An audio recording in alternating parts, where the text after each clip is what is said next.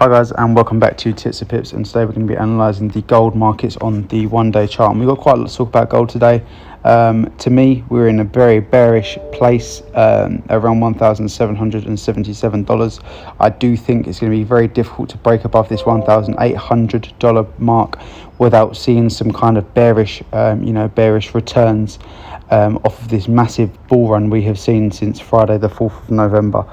Before I get into too much further detail, if you haven't done so already, please feel free to join my Telegram group where I share market research and analysis along with trading entries and signals. It is completely free to join my Telegram group, and you can join by scanning the QR code on your screen now, or also the link is in the description of this video. Okay, so back onto gold.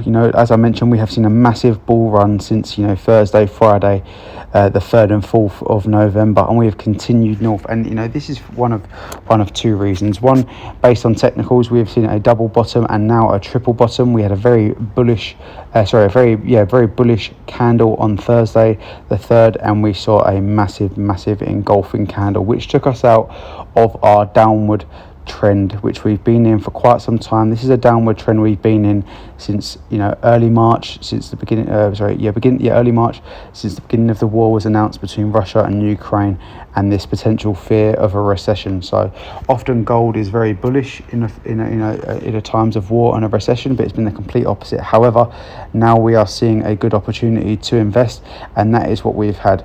We had a breakout, and you could have said entry here at this candle, which is me and my team did. If you are part of my Telegram group, congratulations. We made a fantastic entry here as we broke out, had a nice retest on our trend line, and a very bullish candle which took us up to our 200-day EMA, which is where then we had a slight bearish bit of pressure, but investors continued to invest. And I believe this is purely because the crypto market itself has had a lot of difficulty in the previous weeks regarding FTX and selling over to Binance, which has created too much volatility for investors. Investors do like volatility, but it's created too much. Therefore, the investors have invested in the likes of gold, the Nasdaq 100, and crude oil, more so the Nasdaq 100 and gold. And that is exactly where this bull run has come. For me, I don't think it's going to continue too much further. I do think we're going to start to see some negativity, especially at where we are now. Today's candle is already looking fairly bearish, so it'll be interesting to see how today's candle closes. But ultimately, I think this $1,800 dollar mark will be a real key level to test.